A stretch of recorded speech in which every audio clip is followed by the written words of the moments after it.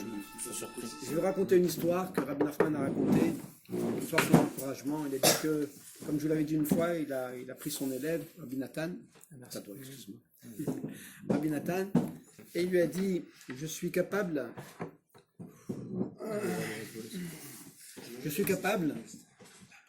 de donner des paroles d'encouragement qui sont susceptibles d'enlever le libre arbitre à la personne.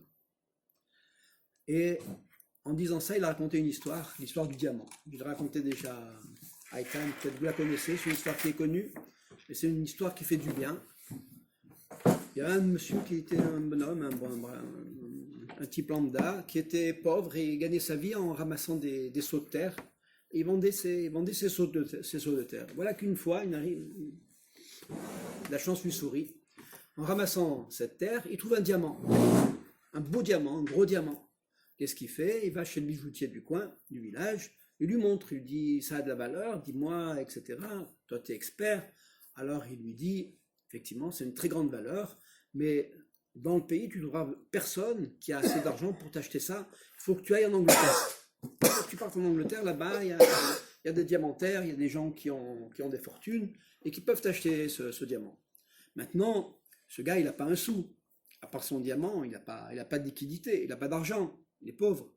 Alors, il va sur le quai et il se renseigne quel est le bateau qui peut m'amener en Angleterre. On lui montre un bateau, un beau bateau, un paquebot. Il s'adresse au capitaine et il lui dit, voilà, j'aimerais aller en Angleterre. Il lui dit, oui, il n'y a pas de problème, ça coûte tant et tant.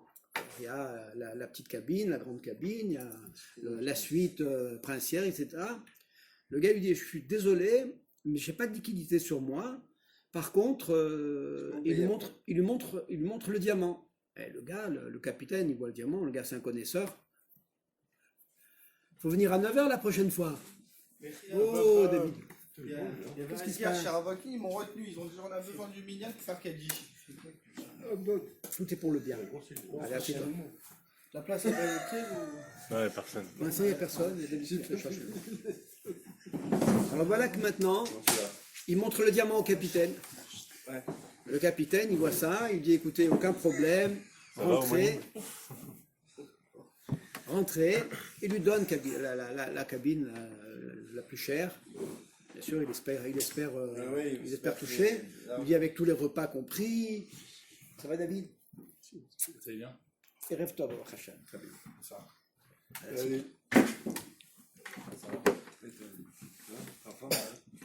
Le gars s'installe avec sa petite valise, pas grand-chose. Il s'installe, il commence à kiffer sa vie.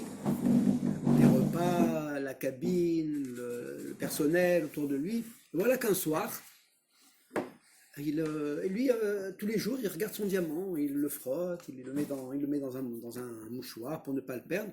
Voilà que ce soir-là, il le pose à côté de lui, on lui sert le repas, et il est bien arrosé. Tout le monde, il a laissé le diamant. Il est bien arrosé, le gars, il boit un bon coup, et voilà qu'il s'endort. Il se réveille, au bout d'un certain temps, et voilà, il n'y a plus rien. Il n'y a plus d'assiette. Viens par là, David, tu ne me vois pas, viens par là. C'est pareil, je vois bien là. Ah ouais? Il n'y a plus d'assiette, il n'y a plus de verre, il n'y a plus rien, et il n'y a plus de diamant. Il avait laissé dans le mouchoir sur la table. Il tient le repas. Il appelle tout de suite le serveur.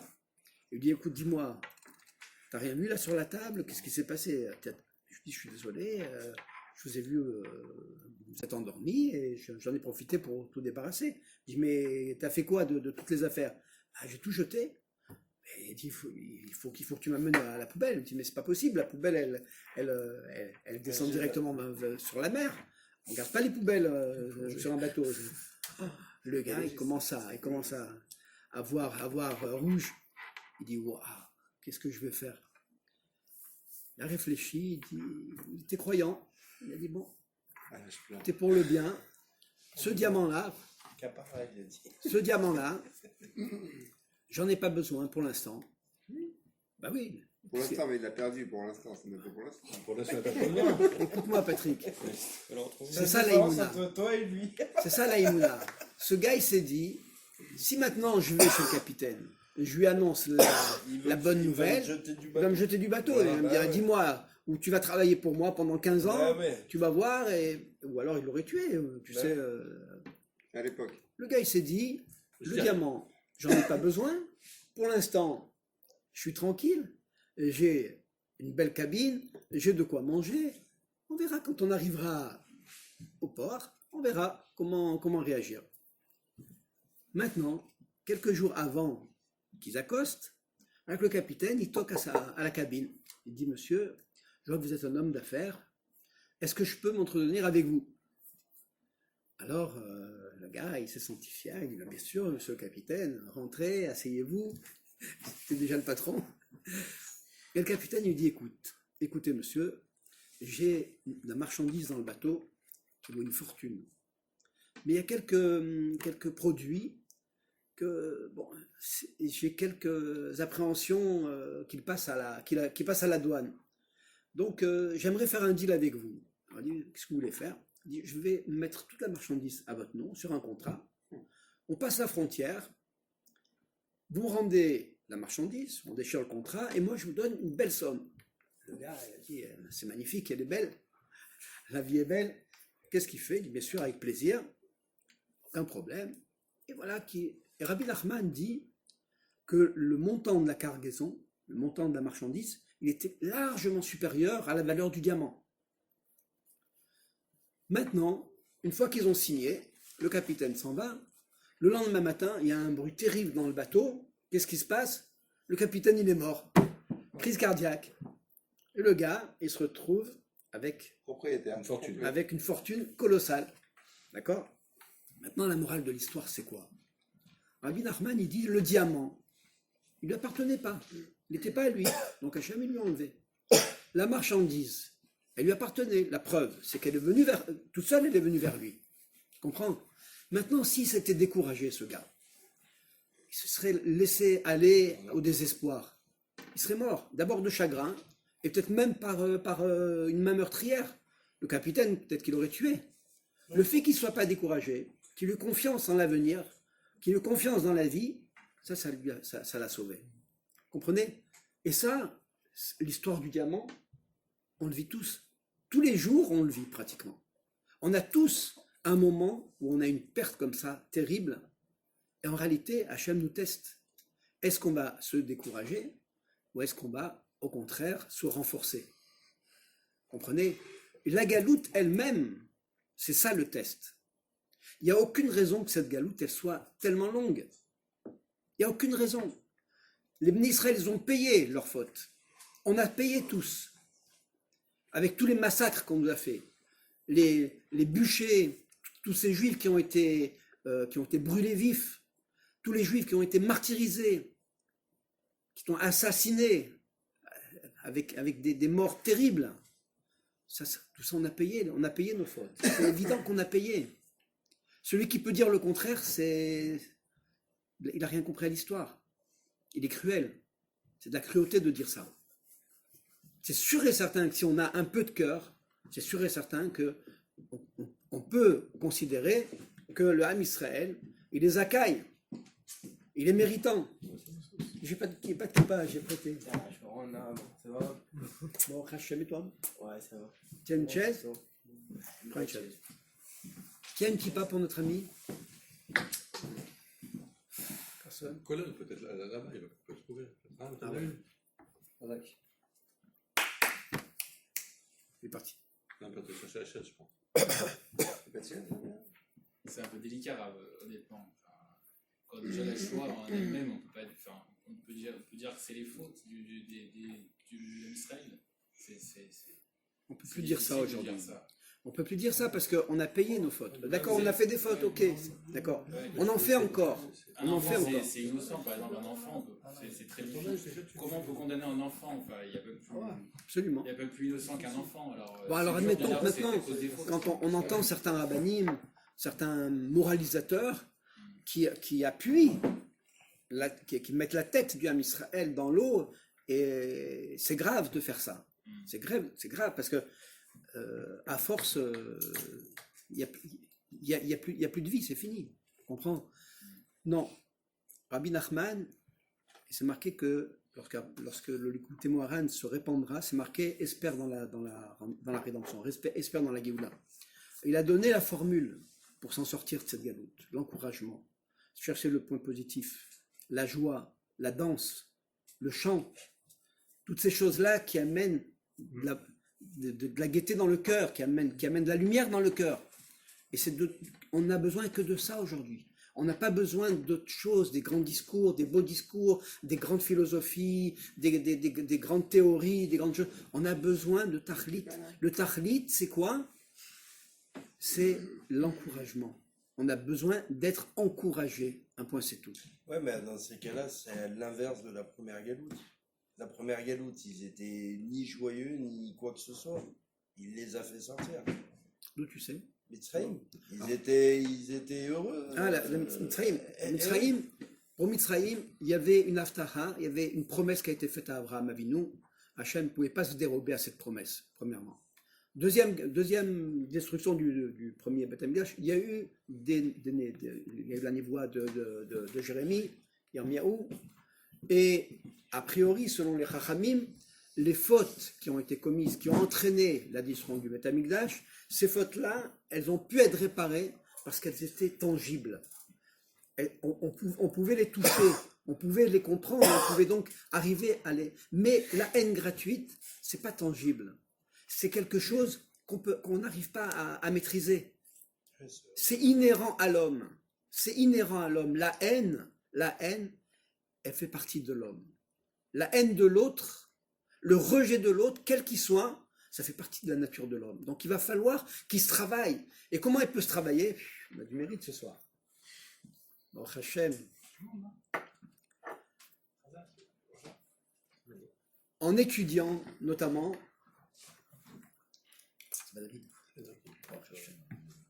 en étudiant surtout les paroles d'encouragement, tout tzadikim. Mais c'est vrai que ceux qui nous ont encouragés, ces derniers tzadikim, le Baal Shem Tov, le Rabbi Lubavitch, le Rabbi Nachman, le Rabbi Nathan, ces gens-là, ils nous donnent du baume au cœur. Lorsqu'on ouvre un Likutei Moharan, on ressent de l'amour, on a envie de continuer, on a envie d'aller plus loin.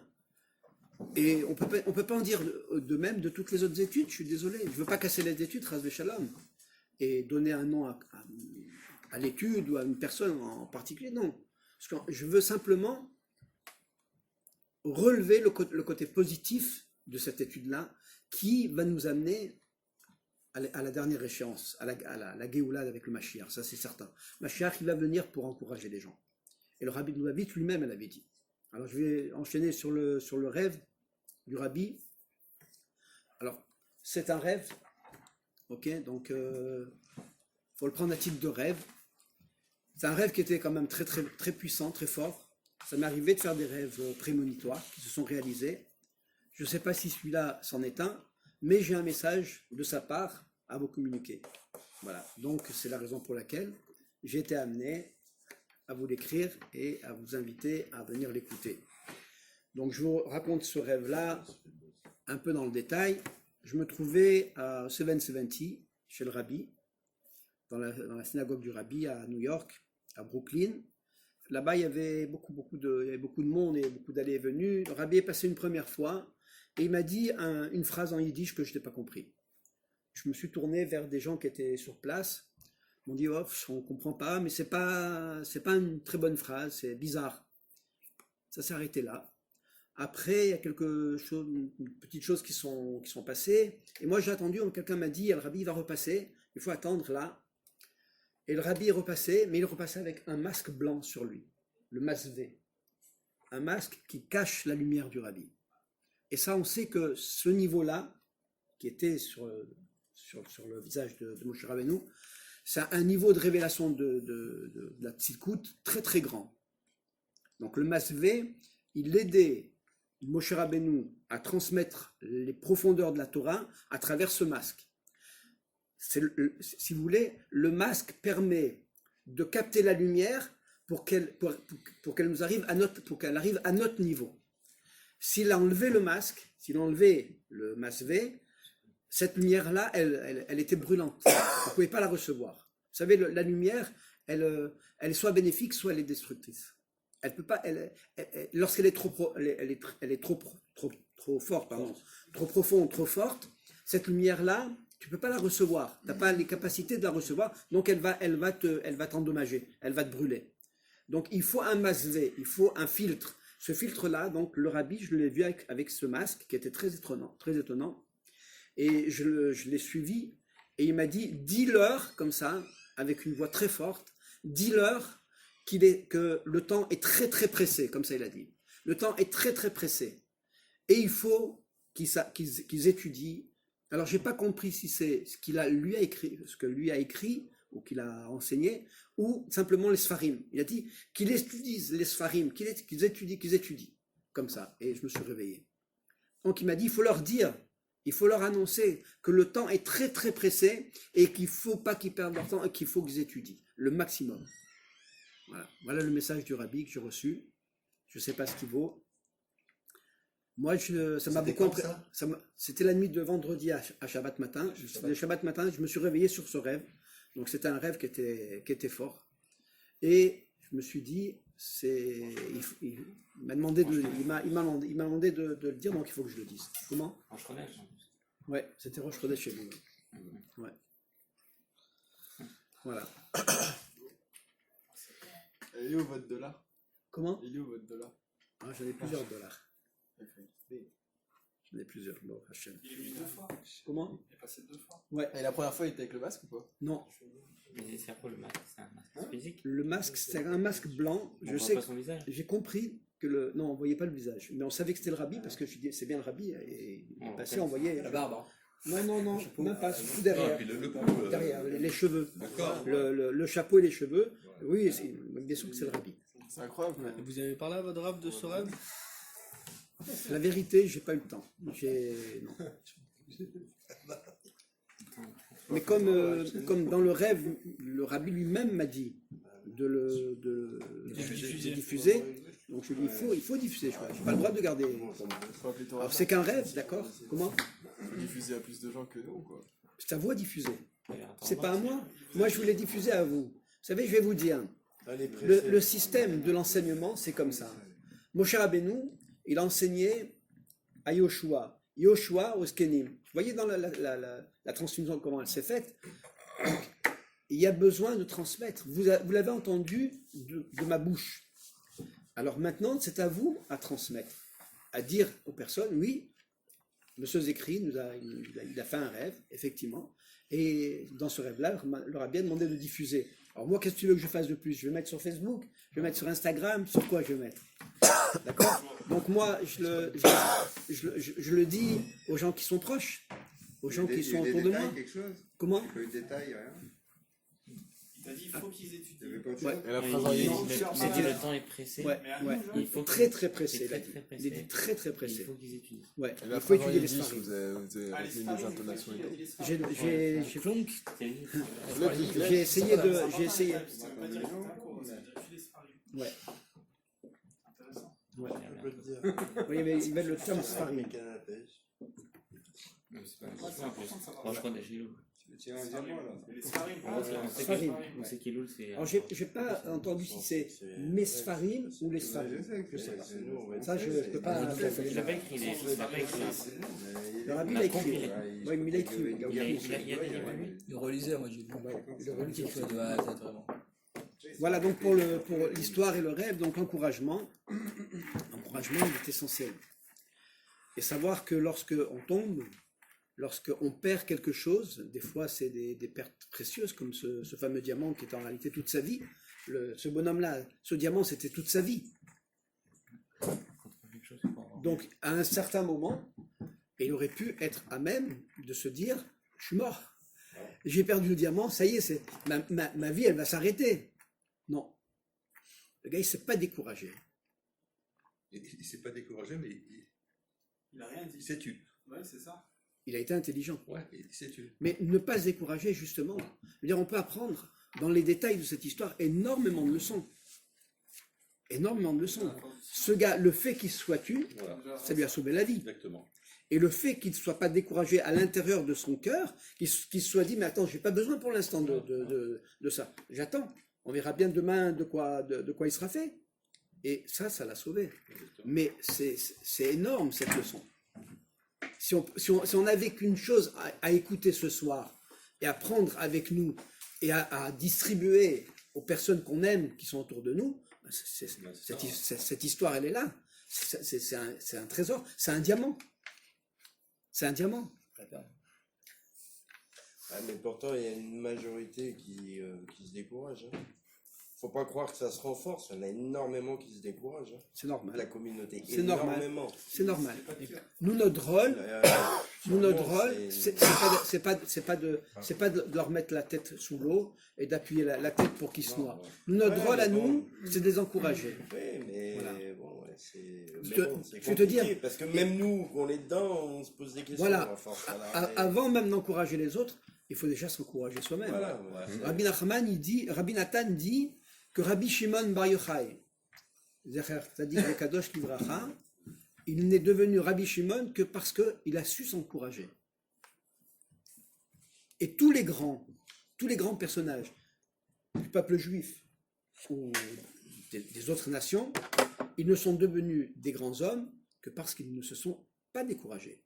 Ça ne veut pas dire que, ça veut pas dire qu'à un certain moment, on n'est pas susceptible d'encaisser le coup.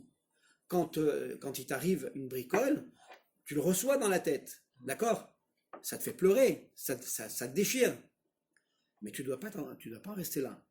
Tu dois te remonter. Tu dois à nouveau t'encourager et continuer et te battre. C'est ça la leçon. Comprenez? Et tout le monde vit ça. Chacun a son histoire, son scénario. Et lorsqu'on s'aperçoit effectivement, lorsqu'on fait une petite introspection, un petit retour sur image, on se dit ouais, là c'est vrai, j'aurais pas dû me comporter comme ça. C'est vrai que j'ai ramassé et puis je me suis complètement découragé et puis je me suis laissé aller. Et d'où vient l'abandon de la Torah? D'où vient l'abandon de tout? Vous avez des gens, ils commencent un job, d'accord? C'est pas toujours évident. Alors, au début, tout est nouveau, tout est beau. Ouais. Alors, on va se donner un maximum là-dedans. On peut parler de l'école aussi, on peut parler des études, on peut parler de tout. Cet exemple, il est valable dans tous les aspects de la vie. Ben, le gars, il va commencer l'école, il va se recevoir un 3. Le gars, il a bossé comme un fou, il va se recevoir un 3 sur 20. Alors, il y a plusieurs réactions. D'accord? Le gars, il va dire, attends, j'ai bossé comme un dingue, j'ai 3, c'est bon, j'arrête de bosser. D'accord? Si maintenant, tu as une maman qui est forte de caractère, ouais, elle va dire, mon fils, tu ne vas pas te décourager, tu as une mauvaise note cette fois-ci, parce que peut-être tu n'as pas très bien compris l'énoncé, ou peut-être que tu étais fatigué, peut-être qu'il faut un petit soutien, mais il ne faut pas te décourager, tu vas réussir. Comprends? Ouais, la formule, elle est là. Et quand on n'a pas ce soutien, on fait comment? Si On la essaie- personne, On essaye. Tu prends l'ascenseur, Azamra. 8e étage. C'est aussi une solution. Après, tu n'as plus de problème. à 8e étage, tu auras des séquelles, il faut monter plus haut. Azamra, tu t'encourages tout seul. Tu t'encourages tout seul. Azamra. Bon, les points positifs. Et si tu n'arrives pas à t'encourager, tu demandes à ton rave. Si c'est un rave qui est attaché au tzaddik en général, au tzaddik Amiti, Rabbi Nachman, alors il va te reprendre, il va t'encourager, il va te remonter, il va te porter sur, comme il a fait Rabbi Nachman, il a porté tout le clan d'Israël, il l'a porté, lui-même il est resté dans la boue, il a porté tout le clan d'Israël, et lui il est resté dans la boue, c'est ça le tzaddik Yesod Olam. C'est celui qui est par terre Les pieds dans la boue. pour soutenir les autres. Tu comprends? C'est ça la grandeur du tzadikim. Maintenant, on va faire un petit quelque chose sur Rosh Hashanah. On le fera au fur et à mesure parce que c'est un peu long. Et il est déjà 9h20.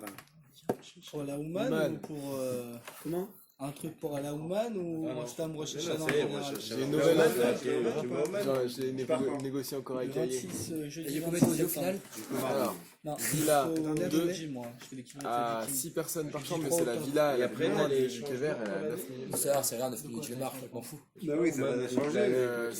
Mais je m'en fous, 9 minutes, c'est rien, excusez-moi. 500 euros. Oui, Ah ouais, bien sûr. C'est la cave de faire ça. Avec le milieu privé. Mais c'est sûr qu'on prend ça. Je vais privé, traiteur, et le mec il m'a dit normalement il n'y a pas les offices de Rosh Hashanah. Et comme c'est la première fois que vous venez à Oman, bah, je vous fais les offices de Mais Rosh non, on va au Hashanah. club. On va dans les gros offices, c'est plus kiffant. Dans les autres, C'est ça, parce que hier, j'ai dormi à 3 Comment heures du matin. Non, moi ça me fait pas kiffer les offices en privé. Non, mais c'est pas grave, on va où on veut, de toute façon. Parce que moi, il m'a fallu 3 jours pour faire ça. C'est bien, Là, Ah, on vient Tu vas rechercher là Ça met. Je veux dire, franchement, ça sent. Dis-moi les billets d'avion, l'aller avec Nice et le retour de Bruxelles, comme je t'ai dit. C'est combien Cracovie, je veux pas. c'est beaucoup plus cher, c'est 700 euros. Non, mais j'avais trouvé hier à 300 euros. Et à Bruxelles. on les porte. En fait, elle pourrait mourir, mais en fait, c'est pas fait. 360 euros, ça va. Donc ça fait 850. 850. Très bien. Juste là-bas sur place, au moins 100 $ à dépenser à peu près. Et la navette 30 euros. Arabe. Faut qu'on réserve, hein, c'est le kilo. Faut qu'on réserve. Par contre, fais gaffe, faut faire les filettes. Nous, c'est une semaine vraiment. À partir du mercredi. Par contre, est-ce qu'il y a des navettes le soir? On navette tout le temps. À 22h. Quand on arrive à l'aéroport, mais les mecs ils parlent même Il y hébreu a, là-bas. il y a plein de monde. On est à 22h. Mais oui, Ah, on fait ça. C'est du mercredi au mercredi. Mercredi. Alors on pourrait aller voir les Sadi qui va Sûr, en et faire un certain tour. même. Voilà. Et tu vas voir la le tournée tu l'as fait, tu l'as fait de la fin. Nathan, sauve-toi. Tu fais toute la tournée, tu vas directement à l'aéroport. J'ai vu tout, j'ai tout comparé. t'as déjà été? On a pour Nathan, faut y aller. Mais oui, bah oui. Mais réserve. chaussettes. Par contre, on prend pas les bagages. Non mais je prends pas, je prends pas. été, vous, à Oman? Ouais, Parmi les plusieurs fois, fois, c'est parti avec nos copains. là. Une seule Ouais, fois, tu vas te faire défoncer. Prends des dollars d'ici.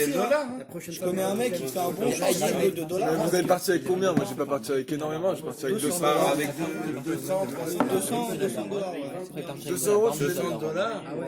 200 $. On l'a acheté, c'est rien que pour payer le Nous on a machin là. On l'avait eu Et pour oui, 80. mais t'es sûr qu'il nous prend mercredi? 80 euros? On était 10. 80 euros par Fais tête? une photo de loin. Ah ouais, ouais. Moi il m'a dit 30 euros, il m'a dit. Moi j'ai payé 20 $. Ce soir, il y en a. Non, t'as vu que ça va? Moi chaque fois je peux pas te faire virement moi. Pourquoi? Il va t'emmener Alors 15 viens pas chez toi, tu me passes causer. Et je prends ce soir. Non, tout le monde. Bon, on parle Tout. après. Ah, tu sors d'où? Bah, les 50 $. Moi je te paye je paye direct. Moi, je te paye Retournez-vous, tout compris. Ah, plus cher. Dovet la bosse. Ah ouais, parce qu'à Shabbat, c'est ça que j'essaie de lui demander, mais s'il plante, ça je suis à ça. Comme ça tu veux pas. Avec combien vous La êtes? Villa 1 t'es sûr? Non on était 8. La Villa 1 Il a Oui, deux. 50 dollars, ça fait combien? Il a deux. on sort dans la Villa, on a le traiteur, on a le Il a deux, hein, pas il a un. on a le traiteur, on a le Pourquoi tu veux prendre de ton côté? Je t'arrange la même chose. Mais je tu peux pas t'en faire mets virement, tout seul? je pense demain je vais on est à 3 dans le texte. Je suis assis ici, T'as pour Ah ça non, mais le mec, il nous a pris. Attends, le mec, Ah ouais, il nous ça a va? pris je suis sur mon compte, je suis à découvert sur mon part ailleurs. chaque fois ils prennent 5 balles, je peux pas les appeler. pris tout le temps. c'est chiant. Pourquoi tu veux pas? Il est armé, tout. Ah non, non, mais je suis en privé. Et on a payé son hôtel. Il avait un hôtel, 10 euros là. Donne-moi ta carte, je Il y te a eu fais Quelqu'un Donne-moi m'a ta carte, je te demandé- fais un paiement par mois. Je peux raconter pour continuer sur l'encouragement. On va pas t'asseoir à côté. Moi, j'ai eu des très gros problèmes cet été. C'est impossible. Ça arrive. Et On voit Puis la retire-moi barbe, la gentille. elle a rapetissé. comment? On voit la barbe, elle a rapetissé. Non, j'ai pas touché. T'es mauvaise langue, toi, des fois. Mais non, mais je sais que des fois C'est elle. bizarre. Ouais, Moi aussi, remonte, j'avais je l'impression sais. qu'elle était plus longue. Bah c'est-à-dire des fois elle est longue et des fois elle se replie. Je sais pas pourquoi. C'est bizarre. Et donc, voilà, je vous raconte, pour vous dire la puissance de la tefila. Donc, à un moment, c'était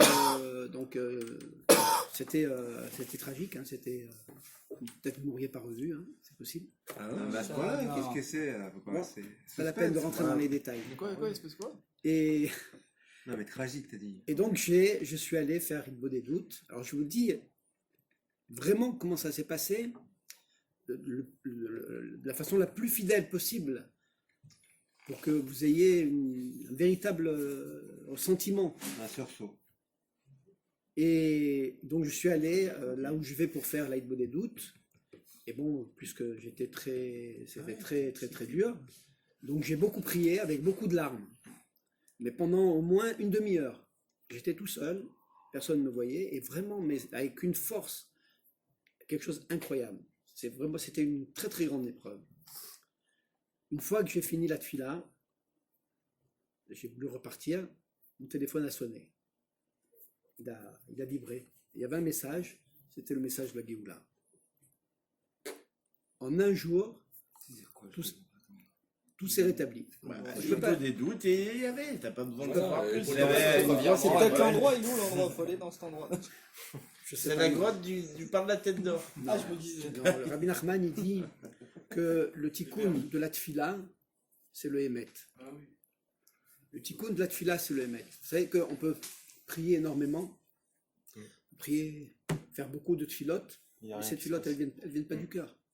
Elles sont... Non, mais par contre, ça c'est vrai, mais ça on le sait, on l'a pratiquement tous vécu, c'est déjà arrivé ça. Mais par contre, ça n'empêche pas que ça décourage quand même sur d'autres choses. T'as beau avoir assisté à ça, etc. Et à un moment donné, tu tombes à pic, tu sais pas pourquoi. Non, mais c'est vrai ce que tu dis. Ouais, bien sûr que c'est vrai. Mais Ça serait se mentir. attends. Vous voulez faire Arvit après parce que Nathan n'a pas fait, il voudrait faire Arvit avec Minia. T'as fait? À 9h. Quand tu serais venu chez Rabakim, t'aurais eu. Et ils font pas Arvit là après? Non, ils vont faire très tard, 22h15, ils vont faire. Ouais, ils font tard. bon Ouais. À la fin du cours, on a 10 minutes. Alors il y a un minyan pour Nathan, c'est sûr. Moi, j'ai Oui, pas ouais, fait, on donc fait, encore mieux. ouais. de toute façon. Comme ça, je peux réciter. Non, mais c'est vrai. C'est un gros problème. Alors je te dis, moi j'ai réfléchi à ton problème, parce que tout le monde le vit ce problème, d'accord? Dès qu'il y a un problème, ben, on est découragé.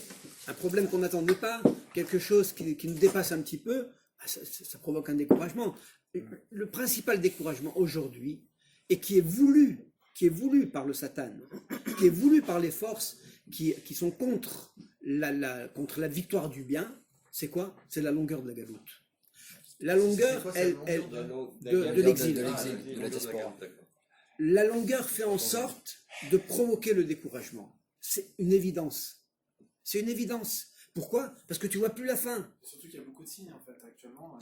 Et ça n'arrive pas. Ça D'accord, arrive pas. Daniel, mais c'est pas Yetzirah qui contrôle la galoute quand même. Mais c'est ça. Comment? C'est pas Yetzirah qui contrôle la galoute. Bien sûr. C'est Yetzirah qui contrôle la galoute. Bien sûr. Qui est sur son territoire. Bien sûr. Il est appelé roi.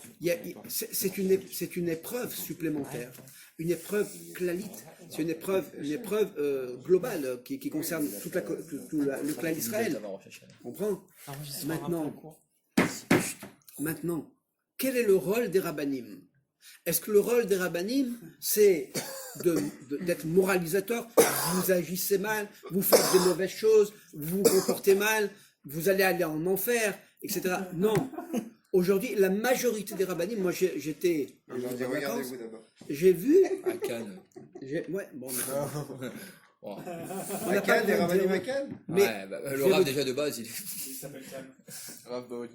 mais je peux vous dire que ces gens-là, ils ont évolué. Tous les rabbanim, ils ont évolué. Ils sont plus du tout dans cet aspect moralisateur de culpabiliser les gens, de rendre les choses toutes sombres. Non, ils sont dans l'amour. Ils sont dans le partage, ils sont dans le fait d'aller chercher les autres, dans le respect des autres, dans l'amour des autres. Ils sont tous comme ça. Vous le prenez avant, on rencontrait ça chez Chabad. C'est la vérité. Aujourd'hui, la majorité des communautés, des rabbins de communautés, ils agissent comme les Chabad. Ouais. Ils ont pris exemple, mais c'est la bonne formule.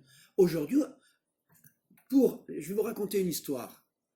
Pour une bricole, la vie de quelqu'un peut s'arrêter.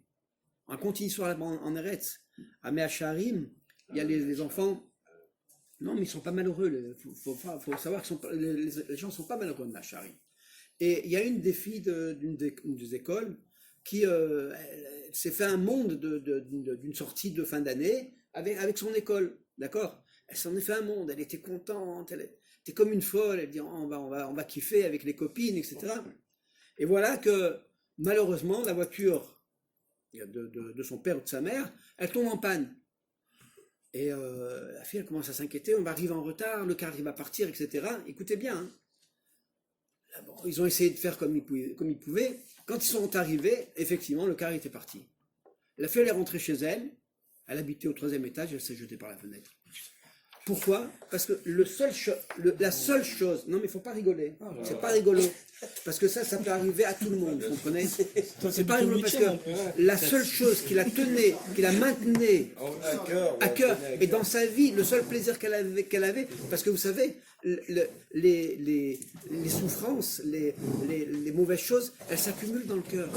C'est la raison pour laquelle Freud il a dit il faut aller parler à quelqu'un. Avant, les gens ils allaient parler au curé, ils allaient se confesser.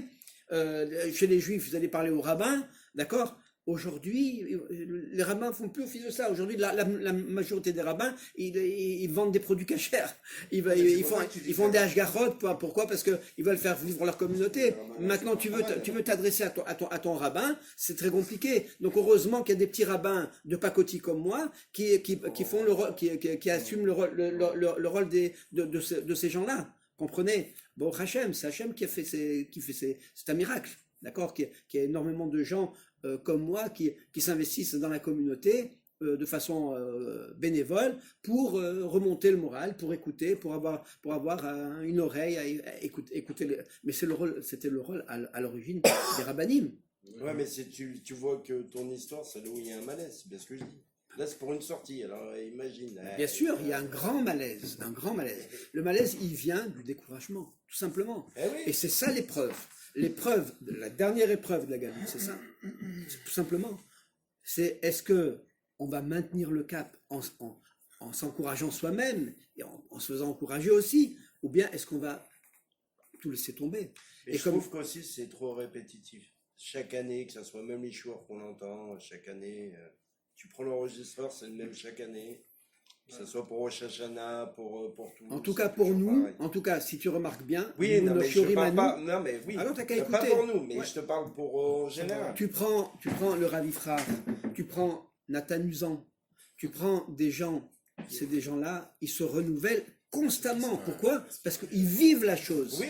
Ils sont pas dans l'esprit enseignant. Oui, mais là tu me parles de extérieur, mais quand tu es dans une choule, dans une communauté spécifique, c'est toujours la même chose. Au bout d'un moment, tu es fatigué d'entendre toujours la même chose. Tu te dis, allez, ça va. Mais moi, personnellement, je me demande comment eux-mêmes, ils sont capables de redire les mêmes choses. Mais parce que je pense que pour eux, c'est nouveau. Mais non, parce que les gens, ils ont Alzheimer. C'est la facilité.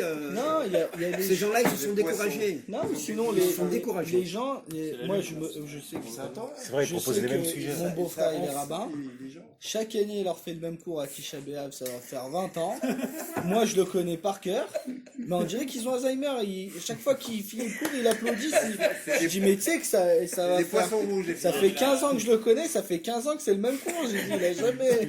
C'est des poissons rouges, il oublie tous les 14 secondes. Il est où, lui, l'envie? Non, mais voilà, même Ravoknin, il nous fait un cours. Mais l'année dernière, il nous a dit pareil. Mais voilà, mais c'est pas... Parce qu'ils ne se renouvellent pas. Ils ne sont pas dans l'esprit. Ils sont dans la lettre. C'est ça le problème. D'ailleurs, les goïms, les chrétiens, c'est ce qu'ils reprochent aux juifs. Ils disent, vous êtes dans la lettre, vous n'êtes pas dans l'esprit. Mais c'est une vérité. Il ne faut pas avoir honte de le dire. C'est vrai que dimanche, ils prêchent... C'est-à-dire dans la lettre, monsieur, c'est-à-dire on est dans la lettre. On est dans le fonctionnement. On est des fonctionnaires de la Torah. Voilà. Mais Hachem ne nous a pas demandé d'être des fonctionnaires. Il nous a demandé de kiffer. Il nous a demandé, oui, vous pouvez tomber, vous avez le droit de tomber, vous avez le droit de chuter, mais restez pas par terre. Restez pas par terre. Voilà, je vous donne tout ce dont vous avez besoin. Allez, remontez-vous et continuez, avancez, évoluez.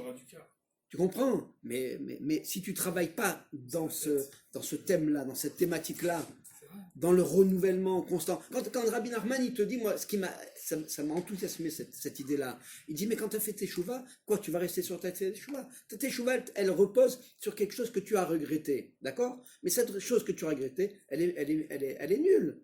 Elle est nulle. Fais tes chouvas sur la teshuva que tu as fait, parce que cette chose-là que tu as regretté, qui était nulle, tu peux aller beaucoup plus loin. Tu peux aller beaucoup plus loin dans ta teshuva. Tu vas faire tes chouvas sur la teshuva que tu as fait. Mais cette idée, elle est extraordinaire parce que tu avances tout le temps.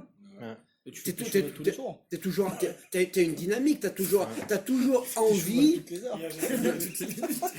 les secondes. Ton cœur, Emmanuel, ton cœur, il bat toutes les secondes. Est-ce que tu t'étonnes de ça? Non. Et pourtant, ton esprit, il est supérieur à ton cœur. L'esprit, c'est quelque chose qui est fabuleux. Comment on n'est pas capable de se renouveler? Une fois, il y a un grand rave, je ne me souviens plus du nom, pas grave, il rentre dans la salle d'études, il venait de contempler un paysage magnifique, et c'était le printemps. Il voit que tout bouge, que tout se renouvelle. Et il voit ses élèves, il leur dit, mais dans ma classe tout dort, pourquoi je ne vois pas le même spectacle que dehors? Pourquoi vous ne renouvelez pas? Pourquoi vous ne bougez pas? Pourquoi ça ne bouge pas? On l'a enlacé dans la Touma. Comment? On l'a enlacé dans la Touma de ce monde.